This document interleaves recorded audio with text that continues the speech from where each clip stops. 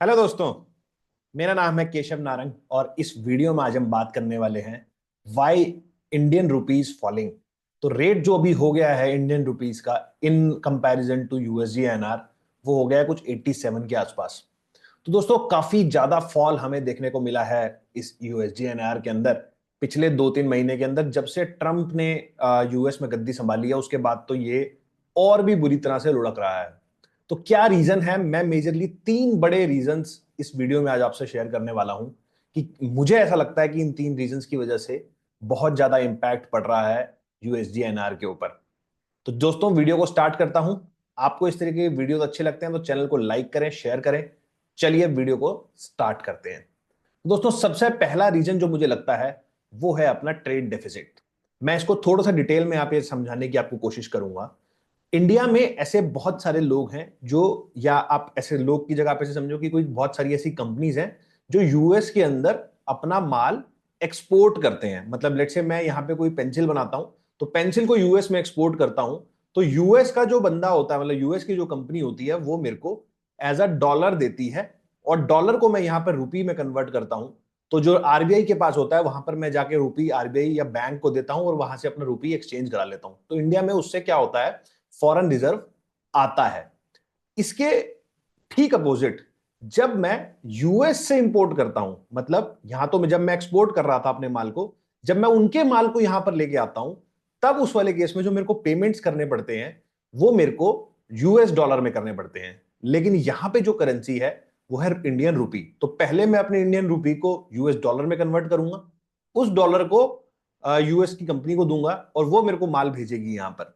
तो इसकी वजह से जब इस तरीके की चीजें होती हैं और जब मैं अपना ट्रेड डेफिसिट में जिसको वर्ड बोलता हूं कि मैं जो अपना वहां से इंपोर्ट कर रहा हूं और यहां से जो एक्सपोर्ट कर रहा हूं उसके बीच में हमारा एक बहुत बड़ा डेफिसिट है।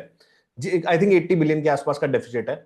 और उस डेफिसिट की वजह से कहीं ना कहीं हमारी जो डॉलर की डिमांड है वो बहुत ज्यादा बढ़ गई है। अब डॉलर की डिमांड जब बहुत ज्यादा बढ़ जाती है तो रुपी वहां पर वीकन हो जाता है। ये एक बहुत बड़ा रीजन है जिसकी वजह से रुपी हमें हर साल 2-3% कहीं ना कहीं नीचे जाता दिखाई देता है। अब हमें यह सिर्फ यूएस की कंपनीज के लिए नहीं, हमें दुनिया में किसी भी कंपनी किसी भी कंट्री में काम करना है तो US dollar as a reserve country माना जाता है। अभी जैसे अब एग्जांपल के लिए मान लीजिए मुझे क्रूड ऑयल परचेज करना है। अब अगर मुझे क्रूड ऑयल परचेज करना है तो मुझे कहीं ना कहीं पहले अपने, मैं लेट्स से सऊदी अरेबिया से ले रहा हूं या रशिया से ले रहा हूं। हालांकि अभी उसके अंदर भी कुछ चेंजेस हो गए हैं, बट पहले जिस तरीके से होता था कि पहले उस देश की कंट्री की करेंसी कुछ और होती थी और मेरे यहाँ की करेंसी रुपए होती थी, फिर भी पहले मेरे को उसको यूएस डॉलर में कन्वर्ट करना पड़ता था। फिर वहां से वो कंट्री वाला उस यूएस डॉलर को अपनी कंट्री के जो लोकल करेंसी होती है उसको उसमें कन्वर्जन करता है। तो US currency as a reserve currency बना हुआ था पूरे वर्ल्ड में। लेकिन ऑयल और उस वाले केस को आज की डेट में जो अब इंडिया ने काफी ज्यादा सॉल्व कर लिया है। जैसे रशिया के साथ जो हम ऑयल ले रहे हैं वो बेसिकली हम डायरेक्ट रुपी में ट्रेड कर रहे हैं उसमें, जो कि बहुत अच्छी बात है। लेकिन इसकी वजह से जो हमारा रुपी जो जिसकी इसकी वजह से क्या होता है, यूएस डॉलर की डिमांड बहुत ज्यादा बढ़ जाती है।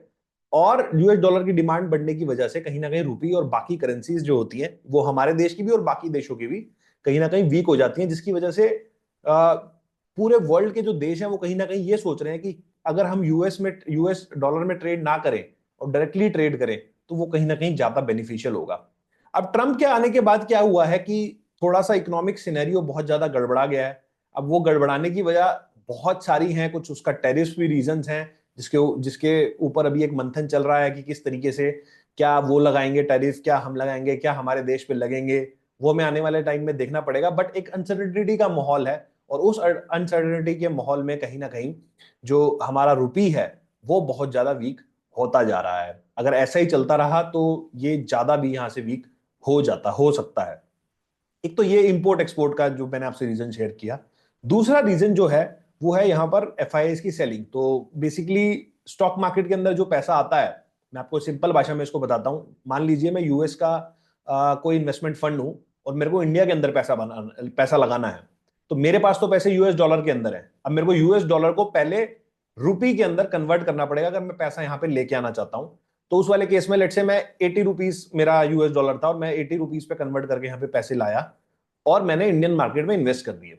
अब 1 साल के बाद जब मैं उसको सेल करना चाहता हूं, तो मेरे को पहले यहां पर जब मैं सेल करूंगा तो मेरे को इंडियन रुपीज में पैसे मिलेंगे, लेकिन मेरे को पैसे अपने देश ले जाने हैं, तो मैं इस पैसे को कहीं ना कहीं कन्वर्ट करूंगा यूएस डॉलर में, जिसकी वजह से हमारे देश का जो यूएस डॉलर होगा वो आउटफ्लो होगा। तो जब एफआई की सेलिंग आती है तो भी रुपी जो होता है वो बहुत ज्यादा वीकन हो जाता है। इसका रीजन ये है कि आप पिछले 6 या 8 महीने का डेटा उठाओ तो एफआई की स्टॉक मार्केट के अंदर बहुत बड़ी सेलिंग हुई है, जिसकी वजह से वो अपने देश पैसा लेके जा रहे हैं, और अपने जब देश पैसा लेके जाते हैं तो उसकी वजह से यूएस डॉलर का इंडिया के उससे बहुत ज्यादा आउटफ्लो होता है और डिमांड बढ़ जाती है कहीं ना कहीं यूएस डॉलर की, जिसकी वजह से रुपी और ज्यादा वीकन होता है। तो एफआई सेलिंग भी एक बहुत बड़ा रीजन है दोस्तों मेरे हिसाब से, जिसकी वजह से रुपी में काफी ज्यादा हमें डेप्रिसिएशन देखने को मिल रहा है। उसके अलावा तीसरा रीजन, अब ये पैसा जो जा रहा है यहां से वो क्यों जा रहा है वो एक बार समझने की कोशिश करते हैं, जिसका मुझे एक सबसे बड़ा रीजन समझ में आता है, वो है यूएस की यील्ड, यूएस की जो बॉन्ड यील्ड है। तो बेसिकली अगर अभी आप देखोगे, जब मैं वीडियो बना रहा हूं तो अभी कुछ रेट कट भी किए हैं इन्होंने, बट फिर भी यूएस की जो गवर्नमेंट बॉन्ड यील्ड है वो अराउंड 4.5 पौने 5% के आसपास अभी चल रही है। आई थिंक लास्ट मैंने देखी थी तो 4.5 के आसपास थी। तो 4.5 is a risk free return. मतलब अगर मेरे को, मैं एक तरीके से, अगर आप यूएस की बॉन्ड में इन्वेस्ट कर रहे हो तो आप एक तरीके से यूएस गवर्नमेंट को पैसे दे रहे हो, जो दुनिया में सबसे स्ट्रांग गवर्नमेंट मानी जाती है। अगर वही बर्बाद हो गई फिर तो सब कुछ ही बर्बाद हो जाएगा। तो बेसिकली मेरे को रिस्क फ्री रिटर्न आज की डेट में यूएस डॉलर में, यूएस मेरे को कहीं ले जाने की भी पैसे की जरूरत नहीं है, यूएस डॉलर में ही मेरे को 4.5% का यील्ड मिल रहा है। तो मैं इमर्जिंग मार्केट में क्यों आऊंगा, मैं यहां पर इमर्जिंग मार्केट का रिस्क क्यों लूंगा, इंडिया जैसी कंट्री या बाकी कंट्रीज का रिस्क क्यों लूंगा, जहां पे अगर आप डॉलर टर्म में देखोगे तो मेरे को 8-9% ही मिलता है, और जबकि मेरे को रिस्क फ्री ही 4.5-5% की यील्ड अगर मेरे को यूएस डॉलर में ही मिल रही है, तो कहीं ना कहीं एक प्रेफरेंस जो हो जाती है वो कहीं ना कहीं हमारी, बाहर जो इस तरीके के हेज फंड्स होते हैं या इन्वेस्टमेंट फंड्स होते हैं, वो कहीं ना कहीं ऐसे वाले केस में अपना सेलिंग करके अपना जो माल होता है, अपने पैसे अपने देश में ही रख लेते हैं, ताकि उनको वहां पर हायर यील्ड बॉन्ड्स में ज्यादा यील्ड मिले। क्योंकि स्टॉक मार्केट में रिटर्न लेने का मतलब तभी है जब आपको बॉन्ड से या आपको फिक्स इंस्ट्रूमेंट से बहुत कम रिटर्न मिल रहा हो और यहाँ पर एक अच्छा खासा अल्फा जनरेट हो रहा हो, जो कि अभी के सिनेरियो में पिछले 6 महीने के अंदर जब से रेट कट वाला सिनेरियो आया है थोड़ा इंप्रूव हुआ है। बट पिछले 3-4 साल से जिस हिसाब से रेट हाइक्स हो रहे थे, तो अभी तो 4.5-5% के हिसाब से यूएस बॉन्ड यील्ड ही हो चुकी है।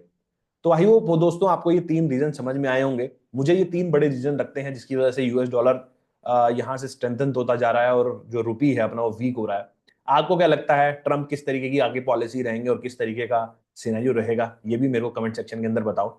और किस तरीके की वीडियोस आप चाहते हैं मैं बनाऊं, वो भी मेरे को बता सकते हैं। चलिए दोस्तों, इस वीडियो को यहीं समाप्त करता हूं, मिलता हूं आपसे अगले वीडियो में इसी तरह के कुछ नए और इंटरेस्टिंग टॉपिक के साथ। इस वीडियो को करते हैं यहीं पर समाप्त। नमस्कार, जय हिंद।